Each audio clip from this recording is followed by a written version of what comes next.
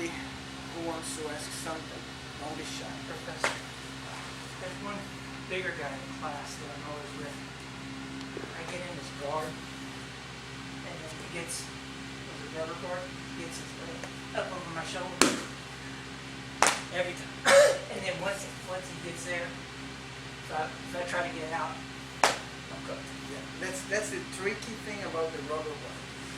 It only works if you risk yourself. So it might not sound like the best answer in the world, but the moment somebody gets, if you stay here, you're never gonna get caught. The people who get caught in the rubber guards, the people who lose the patient, and they want to get out no matter what, then they get caught. So even though, like I said, it's maybe a little bit frustrating the answer, he gets here, don't put yourself in a rush to get out.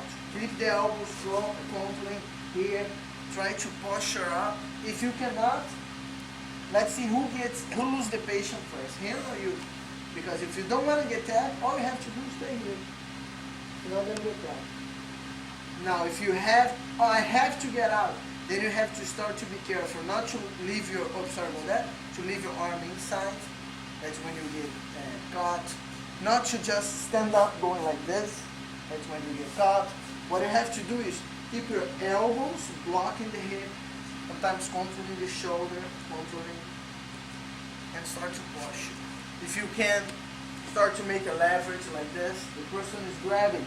So elbow come in, put it here. Now start to come out. And then posture up so the person doesn't come. Maybe as a prevention, before he starts to do his coming, move it up. Don't stay sitting here, especially don't rest on double thing. So up, block the hip. If you have the hip block and coming up, it's going to be harder.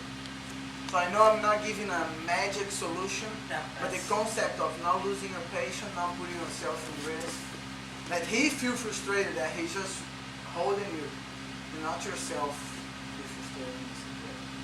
Thank you. Anybody else? Having a lot shorter legs than some people, especially working the back, it's hard to keep hooks in. Right? You have advice, can you work one leg to control and not let them escape the back? Well, yes.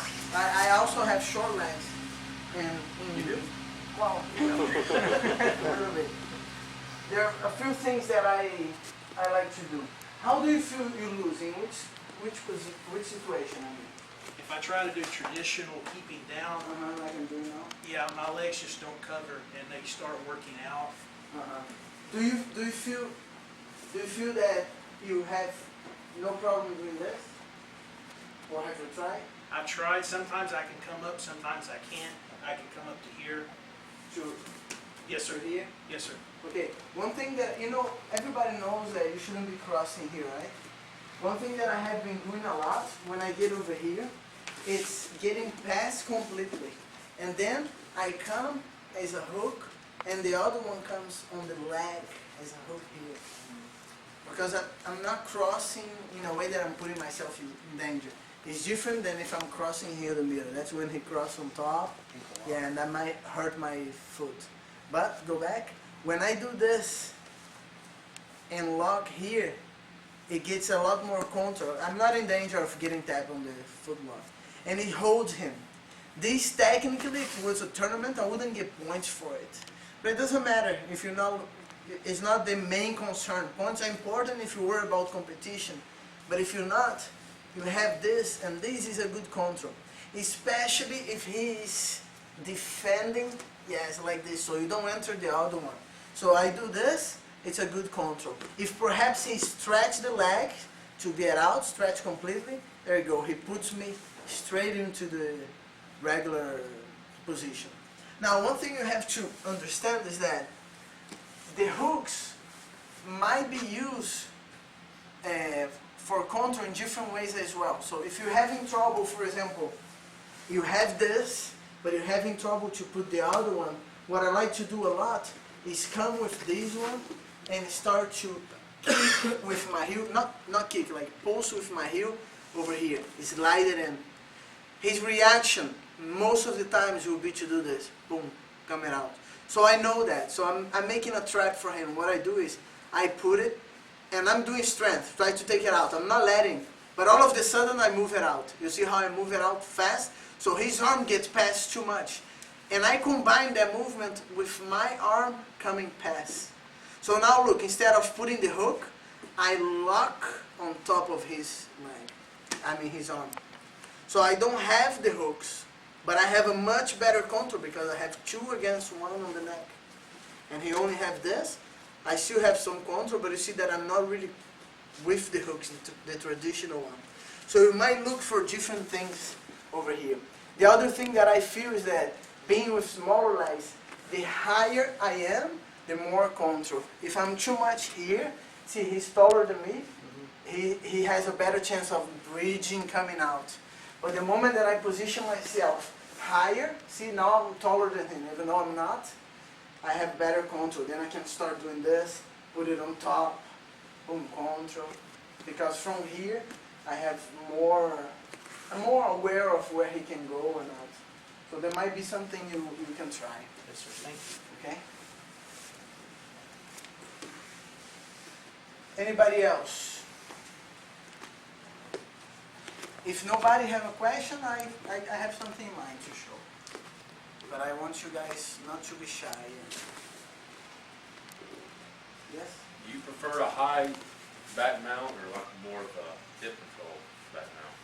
Or does You it mean depend? like we were just working, high, working the neck, working the arms or controlling the hips? from turtle? I prefer to control the hips. Because I think whenever you have the hip control over here, it limits much more. You see that I showed like 5 escapes when it was here, and when it came to here, it's more limited. It's the same concept, but it's a lot less option. So the key, when I'm trying to attack here, what I try to do is always to make myself heavy on the hip. Let's say, if I don't want him to escape ever, I want to stall, I would position myself here and here. It makes very difficult for him to escape. But on the other hand, I cannot attack either, because I'm completely defensive position as well.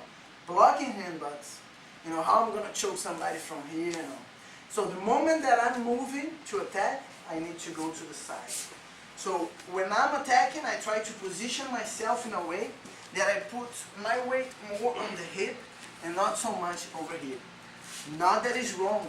There are most of the submissions, you're gonna have to at certain points focus on the high part, and that's your chance to escape. But to control, I rather do this, come, sometimes bring the person sitting here and bring it down, things like this. So I rather control the hip. The hip is the key in my opinion. When you were controlling the hip, did you just kind of do a drag? You want me to show the detail I do here? Yes. Because look, if I just bring him down, and try not to fall, try to keep your base. Yeah, this will not let him come, okay? So what I try to do, and it's also maybe if he open up the leg, so definitely not coming if that happens. So go back, so he's over here. What I try to do is have my knee blocking his heel over here, okay? And now I'm gonna bring him on diagonal, so I make him pass. Basically, I make him go like this. And the moment that he gets past a little bit, right away, it's almost like a punch on the neck, and my hip's gonna go here. So when I do this and move my hip, it becomes light over here. If just from here, go back a little bit. I try to bring him, make your strength on that direction. I try to bring, look, whoever is stronger wins. But if I get over here and I bring him this way, I'm getting him completely off of balance. Okay? So that's something I do a lot too.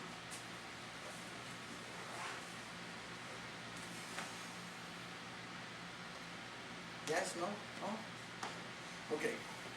So I'm going to show the one from close guard. Since we did a lot of situations where we end up on close guard, I'm going to try to close with this situation here where you have the close guard, and I'm going to try to break the person posture forward.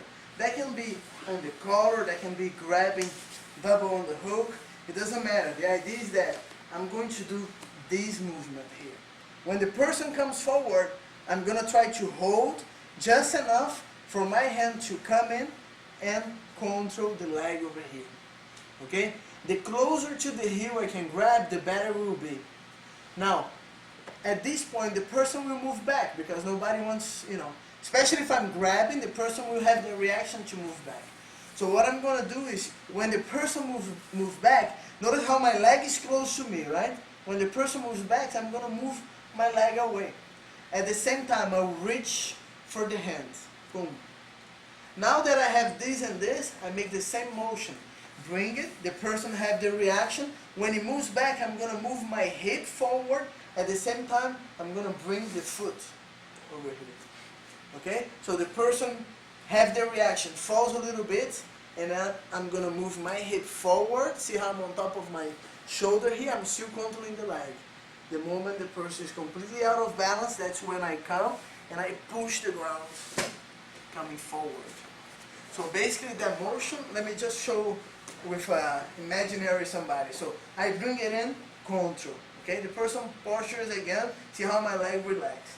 Now I do the grip and I have here. So I do this, and when the person moves forward, I'm going to go like this motion. When I get over here, I go on my shoulder, bring it. At this point, I can push the ground and come on top. So once again, I need to put it in, bring it in, grab it. Okay, now I reach for the hand. Now I'm going to make that motion and bring it. See how my hip came, making kind of like a wave on top? If I just try to do this, look, it's not even moving. So I do this. Boom. See how it's going? Lean a little bit on top of the shoulder. The person cannot post. Over here, post. Don't let go. Push. And come on top. Okay? Let's try it.